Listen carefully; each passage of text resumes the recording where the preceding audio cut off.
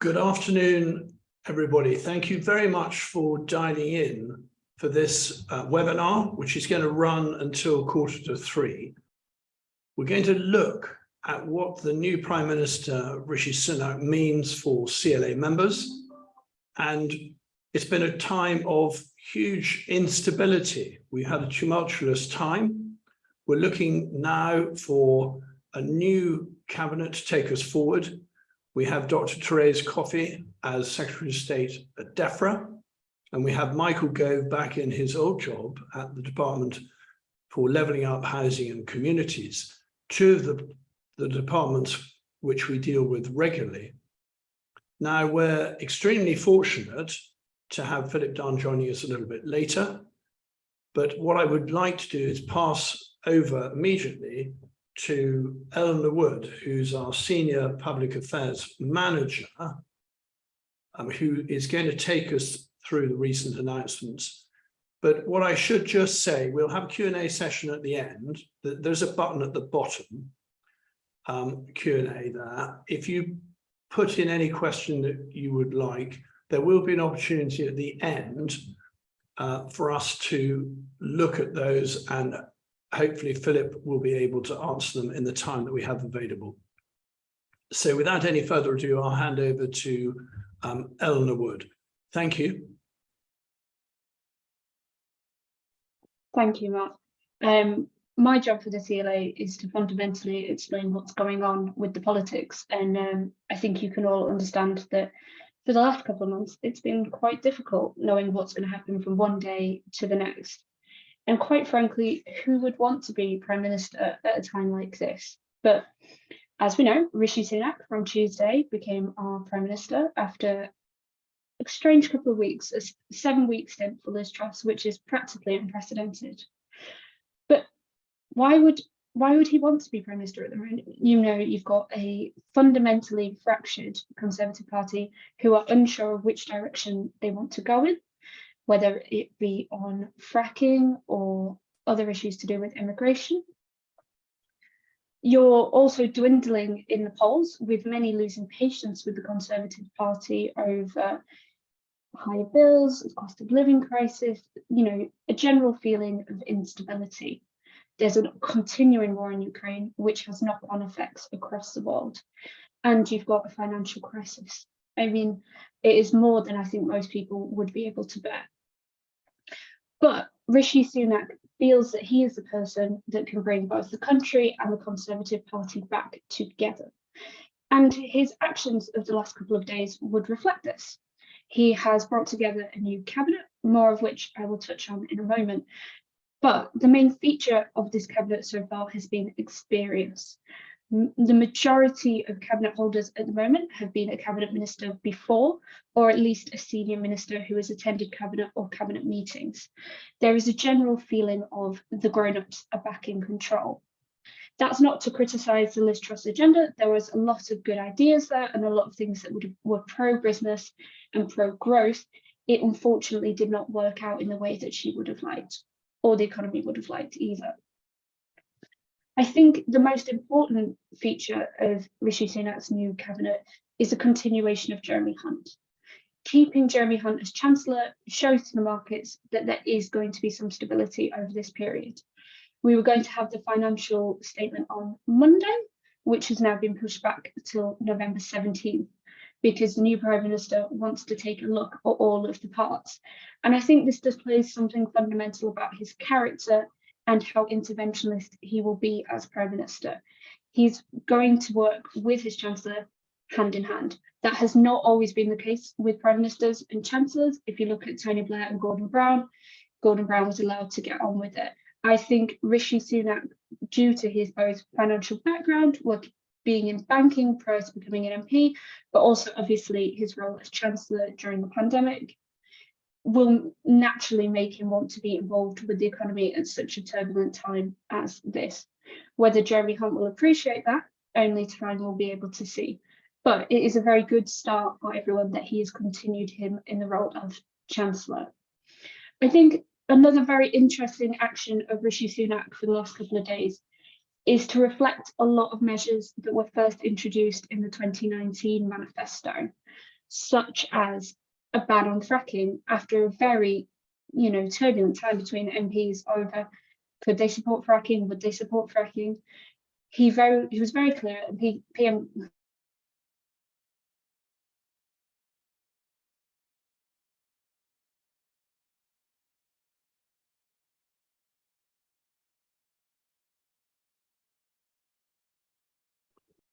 Now, I wonder if we've had connection problems with Eleanor Wood. I wonder what we might do while Eleanor sorts out her tech is Phillip Dunne has arrived, and we might hand straight over to Phillip, and I'll just do a Q&A session. Phillip, thank you so much for joining us. Phillip, as many of you will know, is MP for Ludlow, and he has been a minister previously in defence and health.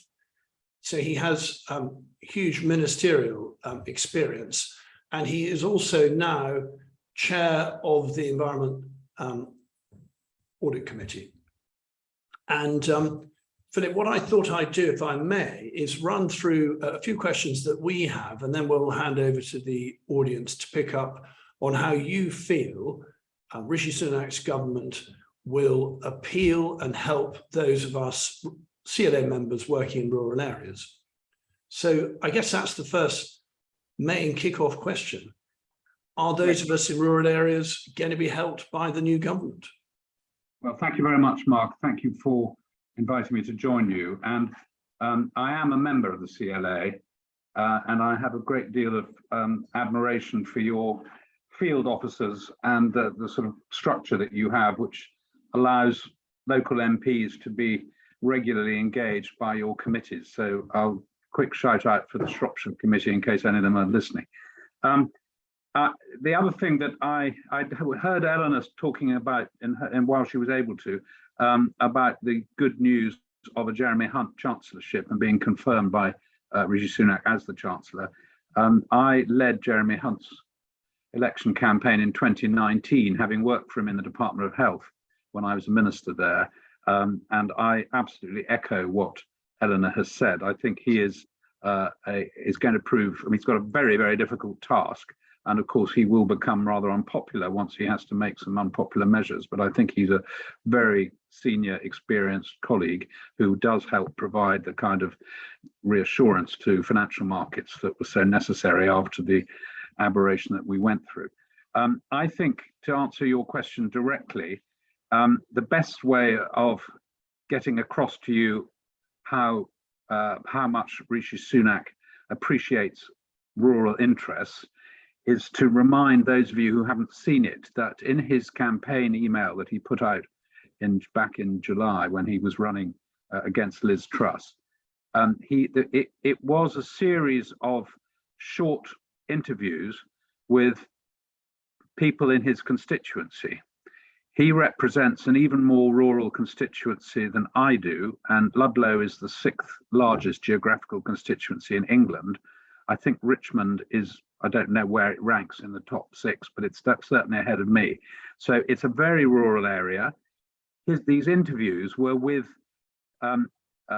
ordinary people, including farmers, who were saying that they voted for Rishi when he turned up to become the candidate for Richmond because he got the rural message. And most people seeing him walk into the room would have assumed that that wasn't necessarily going to be his strongest point, but he appealed to the Conservative members of the Richmond constituency, not just because of his intellect and his background and capacity as a very skilled professional from the world of finance, but also because he was able to demonstrate to them that he understood the issues that were confronting rural areas. So I feel very confident that he will have this high up his agenda, and I'm sure we'll get on to talking about some of the concerns that have been expressed through the change of government recently. But I think he's A, the best man for the job, and B, that will include focusing on concerns to all of us. You know, thank you for that. I mean, I noticed that very much when he came as part of his campaign to the Cotswolds. And I asked that very question about rural areas and the countryside, and I felt that he did have huge empathy. So going into a bit of the detail that I know really at the heart of CLA members, and there's already been a question put up on this. It's really about how you feel the new administration is going to be towards environmental land management schemes and the transition that agriculture is currently undergoing. As an organization, we've spoken about this before, we're incredibly positive about it. We want to see it accelerated and enhanced. Do you feel that's the message that the Prime Minister is going to be able to put to Therese Coffey? So first of all, I think the changes that the Prime Minister made to the Cabinet were by and large entirely appropriate. I think the change to the Secretary of State of DEFRA should be reassuring to this audience. Therese Coffey had 3 years as a junior minister in DEFRA, so she understands the role of the department in a way that many other people who could have been appointed didn't or wouldn't, including her immediate predecessor, who was going up a very steep learning curve. So I think she gets it. She's I mean, she also represents a very rural constituency. Suffolk Coastal, you know, is both rural and has a large constituency of vulnerable. So she comes from the work and pensions brief, so she's been used to dealing with people reliant on benefits, and she has a lot of claimants within her constituency. So I think she's very empathetic. I think she understands much of the brief. She's probably least the area that she's least experienced with would be farming per se, but as I understand it, and I'm sure this is right, Mark Spencer has been reconfirmed as the Minister for Agriculture. He is one of, frankly, a handful now of MPs in Parliament across the House who has practical farming experience. He runs his own farm himself. So I think he's a very welcome appointment within the team and reappointment. So I think as far as some of the concerns about the Elm scheme were concerned, there's been a lot of scaremongering is probably too strong a word for it, but there's been a lot of concern which was hairs were set running without really explaining what the objective was. So there are two particular things that I'd like to try and set the record straight on. One is this review of elms. So I talked directly to Mark Spencer about this when it first came up under his predecessor. And what Mark has said to me is that the elm scheme has had 1 year of, it's been open for less than a year. The point of the review is to assess the take up under the different strands of elms and why, for example, have very few people taken up the SFI payment arrangements. His view and my view is that because they're not perceived as being very generous and therefore not necessarily covering the cost of what you'd have to do in order to qualify for it. And so he's undertaking this review to try and sort of get to the bottom of what people's concerns are about this, not to scrap it, but to see whether it can be improved to make it a more effective mechanism. And then the second one is the question of the net zero review. So a member of my committee is, the Environmental Audit Committee, is Chris Skidmore. He was the minister who took through the legislation under which the UK became the first country in the world to legislate for net zero.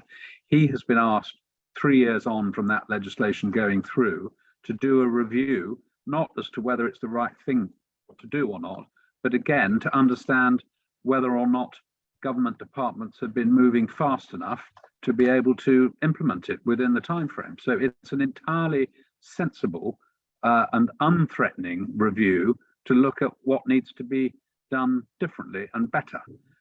But what was disappointing is that the way in which it was sort of picked up and ran with by a number of the environmental NGOs, as though this whole thing was up for grabs and was going to be ripped up and so on.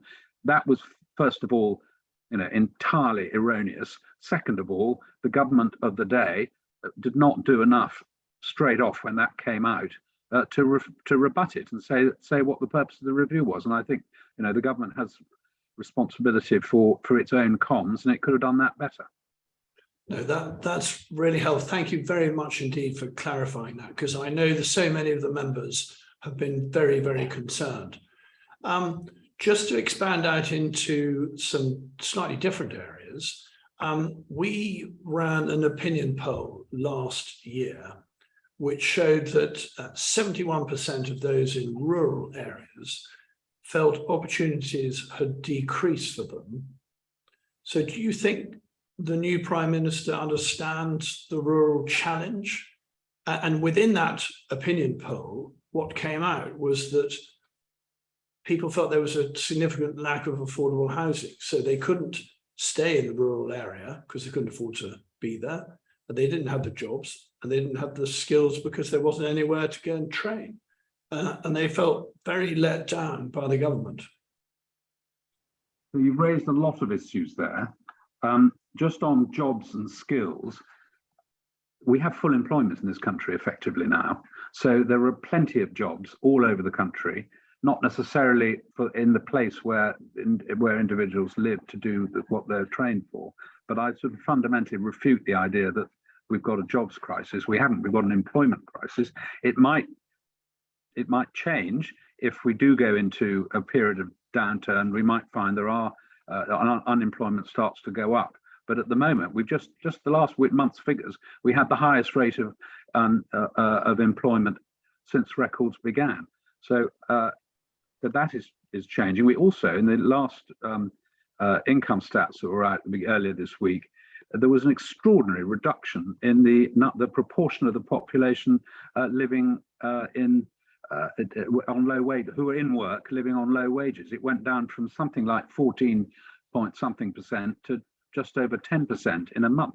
And that's a consequence of minimum wage legislation kicking in, and people now earning closer to the median wages than they had before, the bottom end of the scale. I don't quite know what the question about opportunities meant in, sorry. That's all right. I think Philip, what I was trying to get to was the issue that, we all fully appreciate that there's almost full employment in this country, but what we're trying to say, and what we found in the poll, was that those living in the rural areas felt that they had largely been let down by the government, and the focus had been taken away from the rural areas, and they were largely being taken for granted, and they didn't have the opportunities that there would have been for those people living in the urban space, which is where the majority of your statistics will no doubt fall. Well, okay.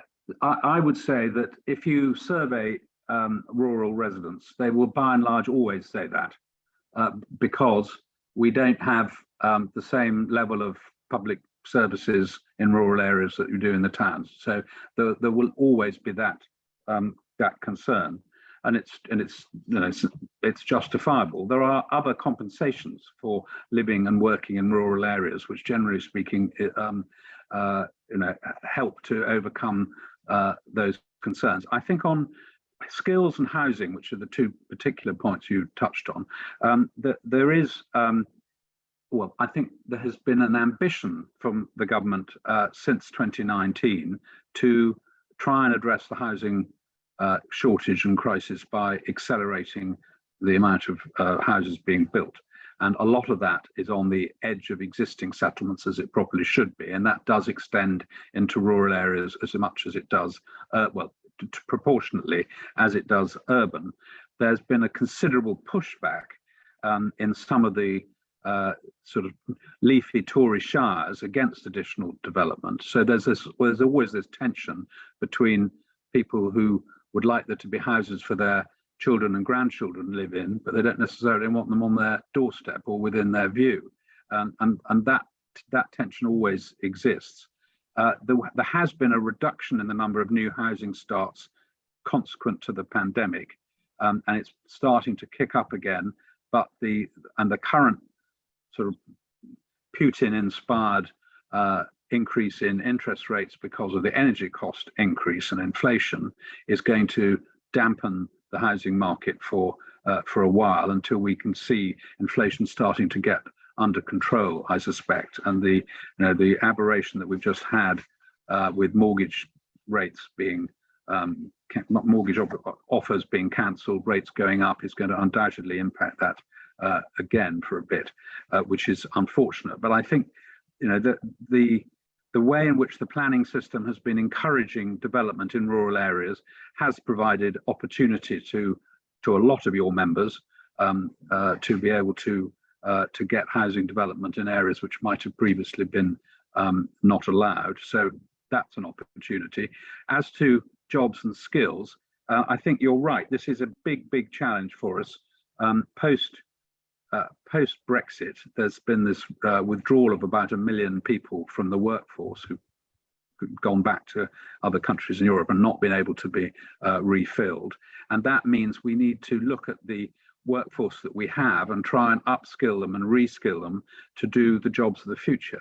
I've just spent the morning at 2 different conferences, all talking about environmental aspects and climate change. And there is no doubt, John Kerry was at one of them, and he just made the point that the fastest growing job sectors in the United States this year are 1, electric vehicle charging point installers, and 2, solar panel installers. There is going to be a huge increase in job opportunities for distributed energy systems, many of which will happen in rural areas. And I think there is, perhaps not so much electric vehicle chargers, but solar panels on roofs and on farmland, other energy generation tends to be in windy parts of the coastline. It comes on shore, that's where the jobs are. Well, I think rural infrastructure is one of the key parts of the Rural Powerhouse campaign that we've been running for a number of years now. And I think connectivity to the grid is going to be key for both of those. And I think also that the actual national grid itself is going to have to be upgraded. Philip, what do you see in a sort of more general forward look as to what the new areas the new administration is going to be looking for, particularly in the rural space, particularly that would impact on CLA members who have a wide range of business now? Probably only 4% of the rural economy is devoted to farming. The rest of it is all sorts of other enterprises that members are involved in. Well, I think, I tend to look at quite a lot of things through the prism of the environment these days, but I do think there is no question about the Prime Minister's commitment to net zero Britain. So that's another ghost I'd like to lay aside. Actually, there was no real question about Liz Truss either on that subject, but she was, again, perhaps didn't get that across as well as she might have done. The Prime Minister, the new Prime Minister, one of his first acts was to reinstate the manifesto commitment for the moratorium on fracking. That in some members' cases, some of your members may be upset about that, but the reality was that the politics of fracking for the potential benefit was simply not worthwhile. It set a clear signal that he puts the environment, right up the agenda. So I think environmental schemes will be encouraged. Whether I see there's a question in the chat about landscape schemes within Elms. I think that will be part of the review to see whether they can be encouraged or not. I don't know what the outcome of that will be because it's very early days for those, obviously. But for your members that are interested in pursuing the opportunities from the changes in support. I think there is a big opportunity there, and that would extend to things like carbon credits and how developers gain consent, particularly in those catchments. I think there are 74 river catchments where new housing development, in fact, new development of virtually any kind, has been blocked because of the Netherlandish case, the nutrient neutrality issue, and developers and local authorities are actively working, particularly in those catchments, but in others too, to identify opportunities to buy out, to mitigate that risk, the nutrient risk, by working with landowners to find wetlands and ground that could be planted with trees and so on. I think that's a huge opportunity for landowners right across the country, obviously particularly those who are within a sensitive catchment. But so that's one. I think you're right to point to the vulnerabilities of the grid. I think the whole energy rebalancing as we move towards an electrified economy from a fossil fuel based economy is going to provide very significant opportunity for those people who own land, and that will range, right across the piece. The moment onshore wind remains something that is very difficult to progress. There's effectively a moratorium on it. I don't at this point see any change to that, but I do think over time we will see change to that, because I think people's concerns about how they're going to afford to pay their energy bill is going to start to transform behavior. We're already seeing people changing the way they consume electricity. I think we will see people finding it more acceptable to have energy generation on their doorstep if it means they'll be paying lower bills. Yeah. And then finally from me, Philip, before I go to questions from the floor, could you explain a little bit more about your role as Environmental Audit Committee Chair, and then what you'd like to achieve in this term? Thank you, Mark. That's a nice opportunity for a bit of self-advertisement. The Environmental Audit Committee is a very unusual select committee. It's like the Public Accounts Committee, is able to range across the whole spread of government activity, and not just at a national level. We can also look at local authorities. We can also stray from time to time into the private sector, as we have done.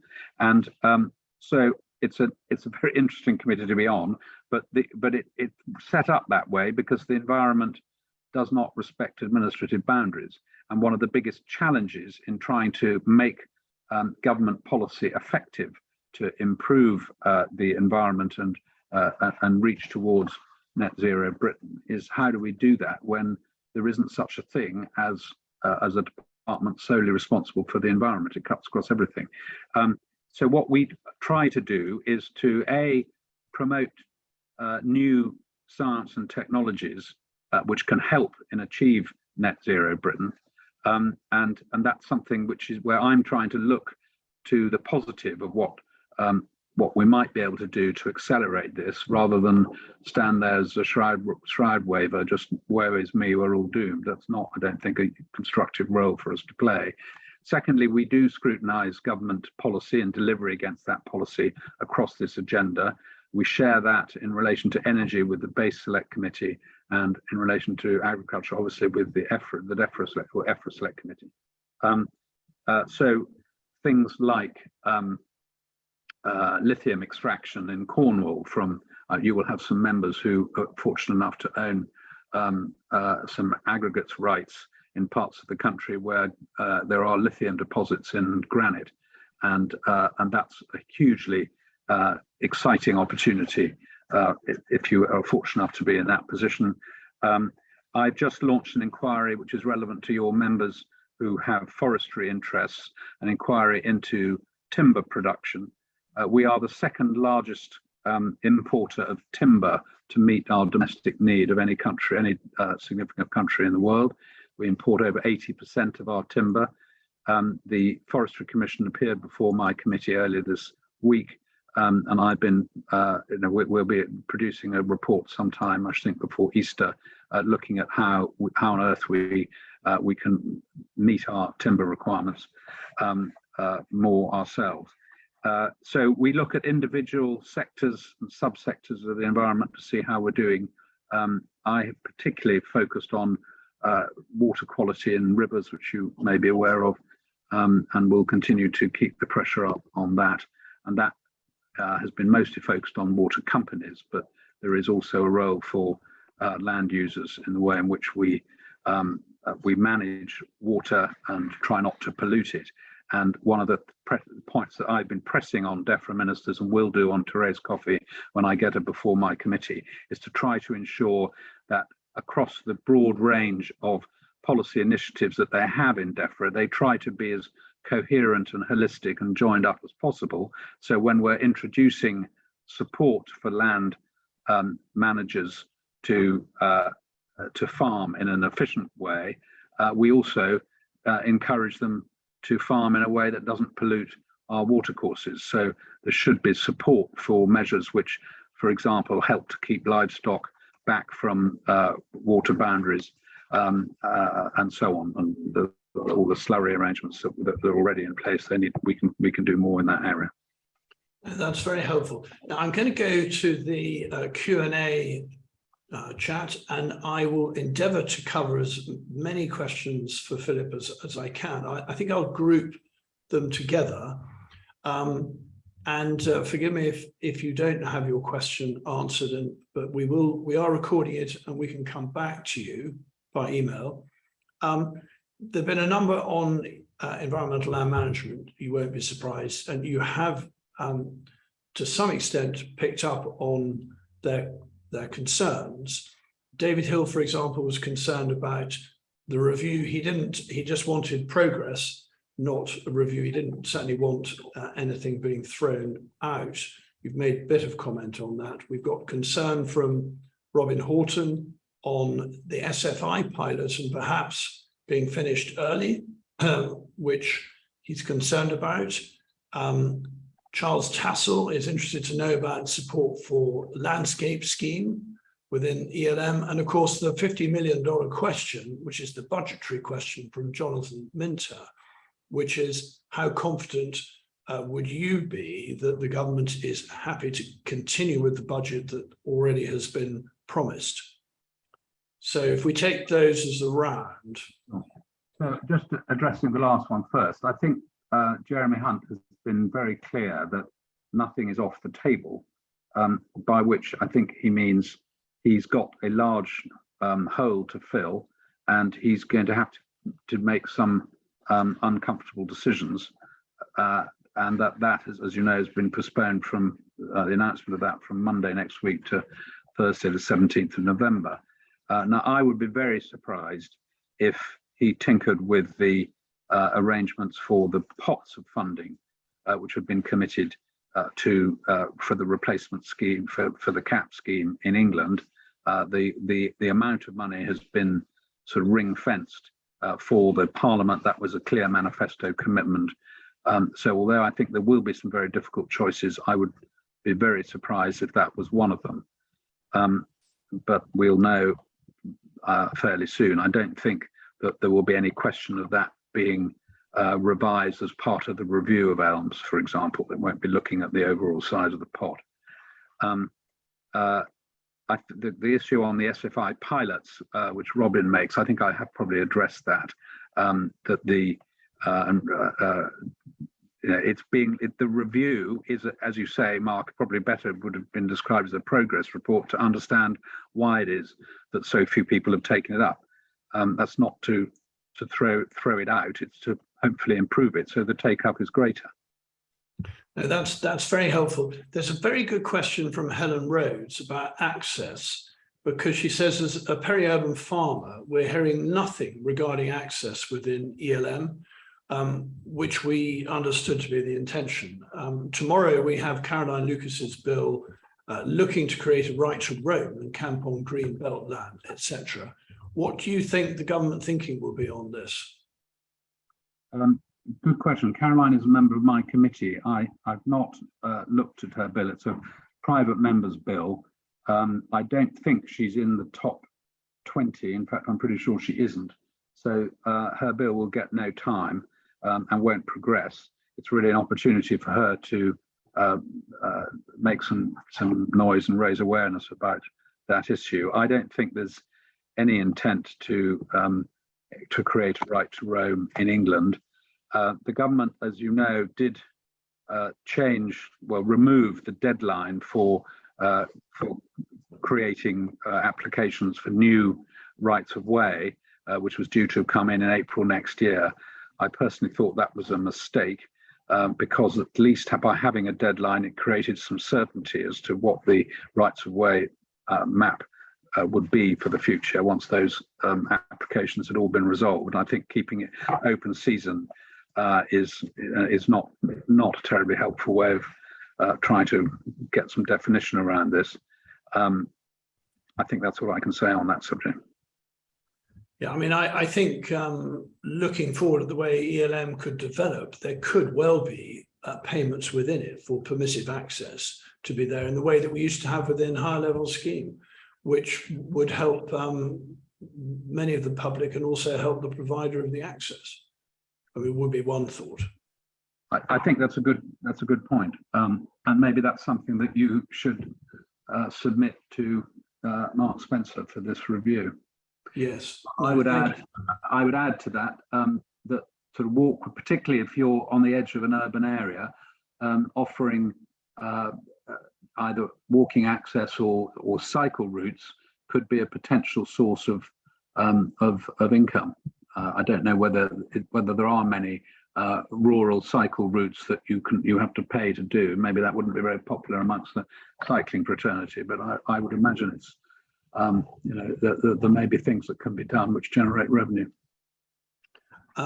Thank you. Now, George Wilson has picked up on the comments made about energy and grid connections, and it's quite a long one, but I think in essence, he's saying the recent announcement of what effectively is a windfall tax on inland renewable energy generation has signalled a lack of government support for inland generation, despite Bayes anticipating significant increases in inland wind and solar generation to meet net zero targets.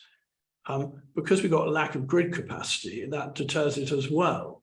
So should we anticipate a change in policy being targeted more at this renewable energy under the Rishi Sunak government? Yeah, it's a really good question. I think there's been a sort of general misunderstanding about how the energy pricing mechanism or why it was introduced on historic schemes. I mean, what had happened before the contracts for difference were introduced, which I think was around 2015, there were a number of energy generation schemes which came into effect with subsidy, but no rules around the prices that could be achieved by the operator. And what that led to, with gas prices rising by the multiple which they did, was enormous windfall gains for energy generators, which had never been envisaged at the time that the schemes were introduced, and by anyone. I mean, neither the operators, the site owners, anyone. And these gains were coming about entirely as a result of Putin's actions and the wholesale price of gas going up, to which electricity prices have been linked.